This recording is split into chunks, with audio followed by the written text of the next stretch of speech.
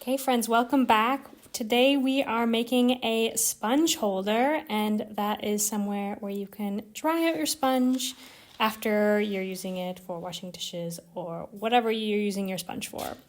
So the first thing you need to do is cut out the templates, and then the K4 template needs to be pieced together because this piece was too long to print on one page of paper.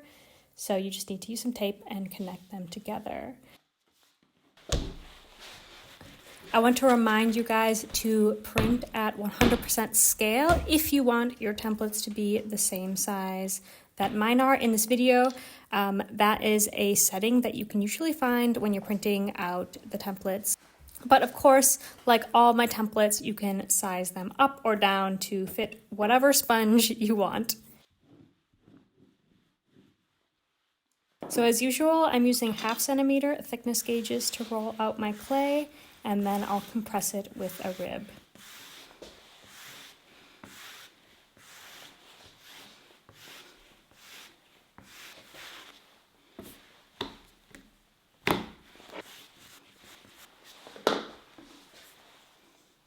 Then you just want to lay down your templates and cut them out.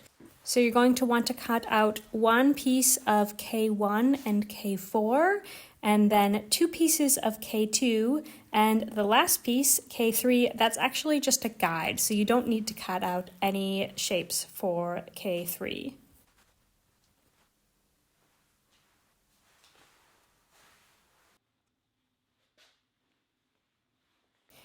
And then, as usual, I like to put my cutout pieces in front of the fan to dry out a little bit.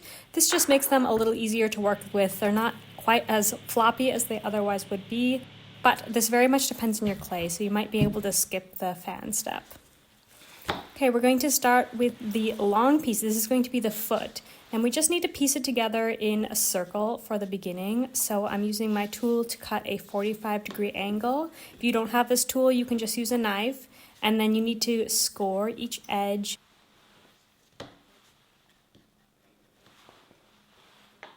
If you need to use some slip here, you can. I'm just using a little bit of water to piece them together.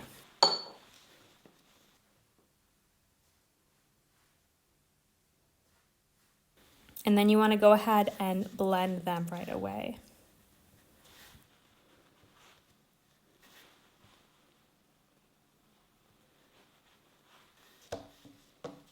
Okay, moving on to the main body of the piece. So here's where we're going to be using our guide.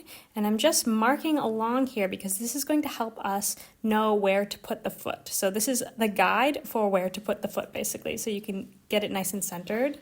And just, place it in there as best as you can, as evenly as you can. And then I'm marking it once again because it's not exactly where the guide is, and that's fine. So I marked it again so I know exactly where to score. And I'll score both sides as per usual, add a little bit of water or slip if you need it, and attach.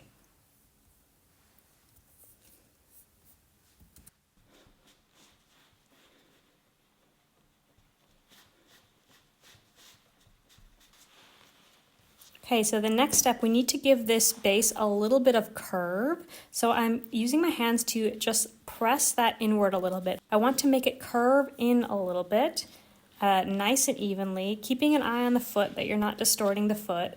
And then I'm also going to use my fingers to turn the edges, these edges right here, into sort of like a spout shape. Now this is totally optional, but I thought it would be a nice little touch so you can empty the dish and you can just pour the water off the end like that.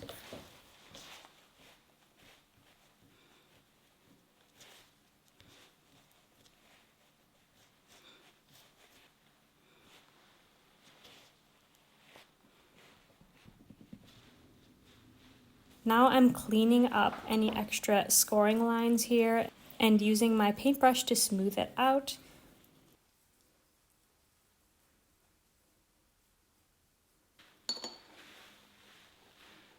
Okay, and then we're going to move on to the sponge supports. So in order for them to fit on this curved surface now, you actually need to bend them a little bit here. So just bend it just a little bit like I did and hold it in place, and then you can use your needle tool to mark exactly where it needs to go, where you can do your slipping and your scoring.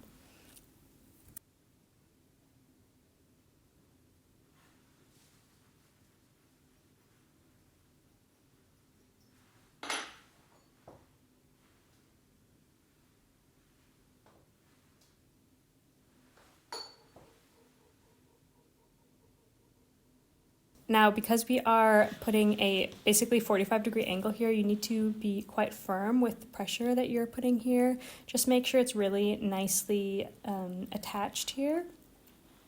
If you're finding that your clay is too floppy and it's not working, it's not sticking up straight, that means it needs to dry out a little bit more.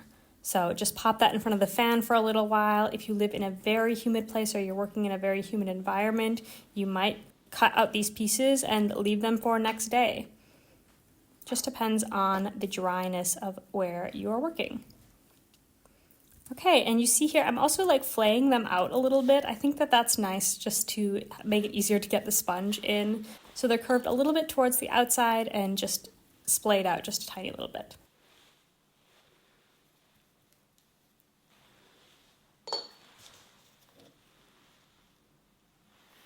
Next, we're going to let our sponge holder firm up overnight before I go back in and clean up all the edges. You'll notice that the edges are a little bit rough still. I like to save those for the next day. I think that's way easier when all of my attachments are nice and firm. Yeah, so I just leave them under cloth overnight.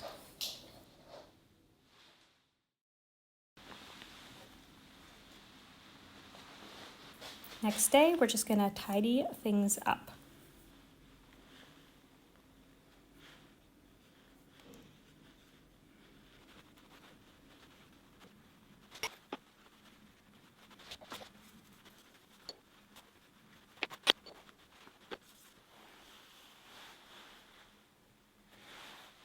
Now, depending on your sink situation, if you want your sponge holder to drain, like if the sponge holder is going to live in the sink or somewhere on the sink that will drain into the sink, you might want to poke some holes here, just like a soap dish, you might want it to drain. Just depends on your situation. So I decided to try that out on one of my pieces to see how that would work out.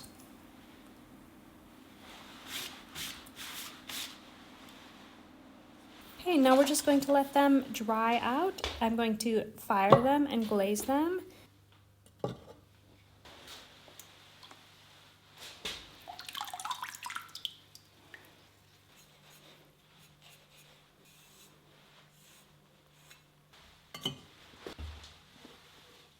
And here's the final result.